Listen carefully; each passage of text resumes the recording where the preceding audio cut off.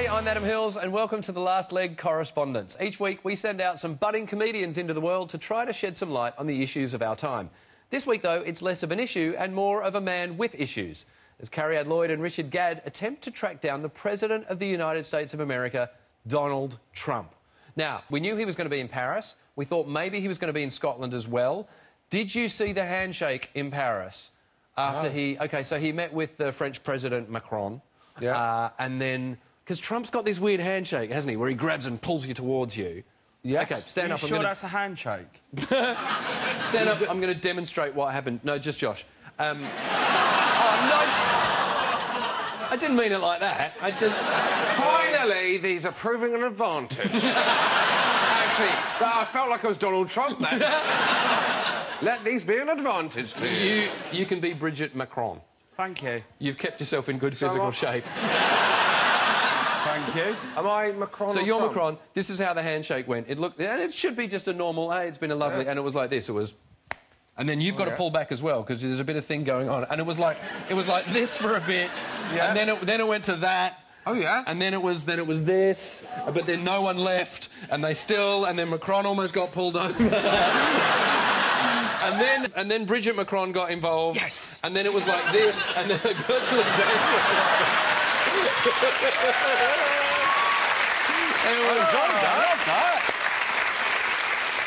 It was an amazing bit of work. So here's the thing. We had Cariad, Lloyd, we had Richard Gadd. We had to choose who to send to Paris and who to send to Scotland. In the end, we figured Cariad Lloyd is a lot like Liam Neeson in the movie Taken. She has a specific set of skills that are very annoying to a man like Trump. She doesn't know where he is, but she will find him and she will interview him, so we sent her to Paris.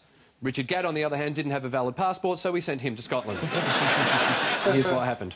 Whilst Cariad is wasting Channel 4 money in Paris, I've arrived here in Aberdeenshire, where I plan on getting onto Trump's golf course, because I've had a correspondence hunch, or as I like to call it, a cunch, that he'll visit here before Bastille Day.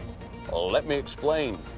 Recent statistics show that Donald Trump has spent 22% of his presidency on a golf course, and yet, for the past 5 days, he's been touring Europe and hasn't been seen on a golf course once. So, if my calculations are correct, he is due a round of golf today lasting a minimum of 26 hours.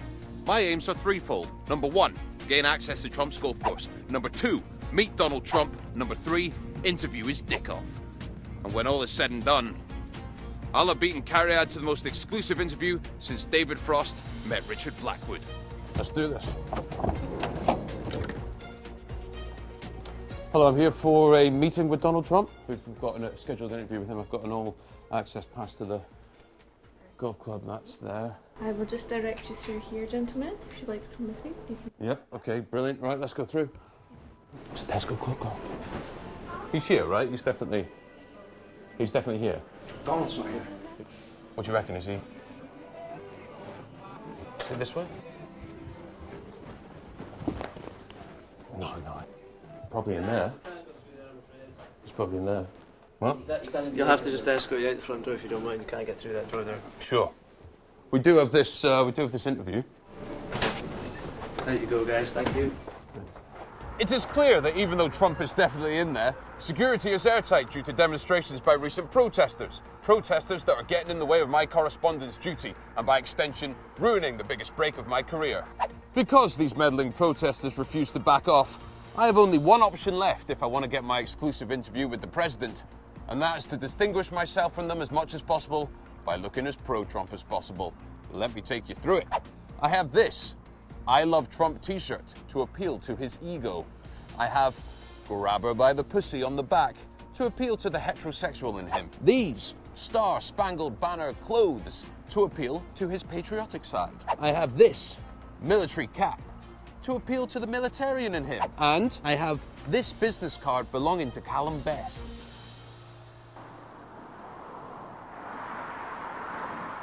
Whoa.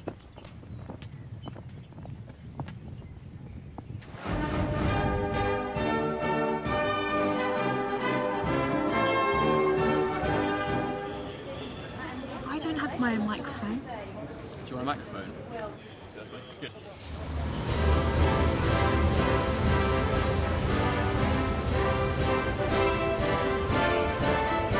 Monsieur Presidente, Do you want to talk? I'm a small woman. I look vulnerable. You could talk to me. This is a terrible traffic jam. Is that him? Is that him? Oh, that's the biggest man I've ever seen. Oh my God. Are they actors? Have you seen Die Hard? They look like people from Die Hard. So how do you feel about Donald Trump coming to Paris? I don't care, really. I think it's very good for France. It's very good for the States. What would you do if he tried to grab your pussy? Mate, I don't have a pussy. Oh, bonjour, Richard Gadd. Where are you? Just whisper. What? Are you okay? You sound like you're huddling in a bush. No. Well, where are you? Did you miss the train? Like, I'm here in Paris to meet Trump, and I've got us our press accreditation ready. What do you mean he's there? Yes, he's here for Bastille Day. Richard, where are you? I had to go and bury my mum. Again? No, not again. Look, just ignore that. Look. Okay, I'll be over there soon. Don't do anything, all right? Hello? Macron has brought Trump here to the Eiffel Tower, a beautiful monument to the key rings that have been sold in this area for thousands of years. No. Action. Trump is here now with Macron on the second floor of the Eiffel Tower. I mean, I think this is the closest I'm going to get to him. Can't interview from here. Can't we? Mr. Trump, my first question.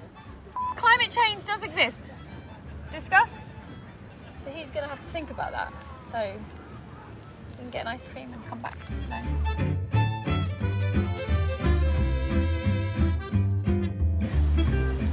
Richard! Oh my God, you're here! Yay! For goodness sake. Look, ignore that. Have you seen Trump? Where is he? Security's crazy. I can't get near him. Oh, me neither. Why are you dressed like that? I'm just as someone he finds sexually attractive. Who? His daughter, Ivanka Trump. Oh, that's ridiculous. Were you coming to the parade? Yeah, I'm going now. Let's go together. Fine, but not as a team.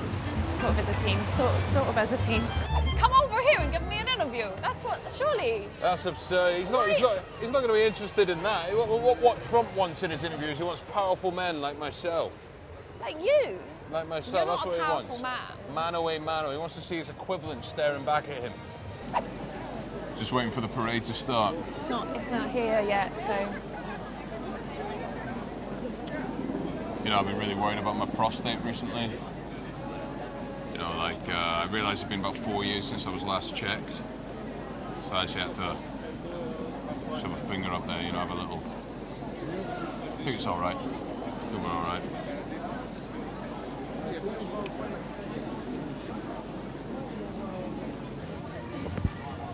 I can't see anything. Neither can I. I can't see anything either. So you're not going to see anything jumping up, are you? Because you can't jump up higher than me. Oh! I just see so many men marching. Any sign of Trump? Now there's some men in blue shirts. Listen to this. How have I There were been some men lumped in with white this project? shirts, and now there's some men in blue shirts. Yes, that's my eyes. I mean, it's stupid to think we could even get close to the president. I know, I just thought if anyone can, surely two comedians can. Yeah, absolutely. Actually, in fact, last year I managed to interview Obama, so it shouldn't have been this hard. You interviewed Obama? Yeah, absolutely. At least that's who he said he was. Well, what did he look like? Just some white guy in a hat. I don't think that was Obama, Richard. I really shouldn't give him that hand job then.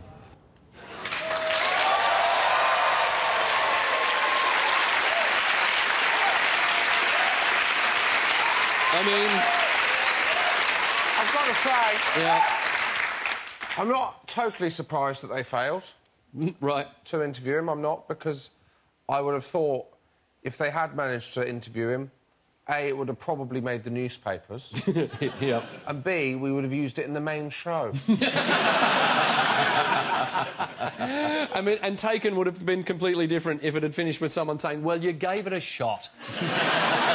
Next week, John Robbins will take a look at how to avoid dying in a nuclear apocalypse. Cheery stuff. We'll see you then.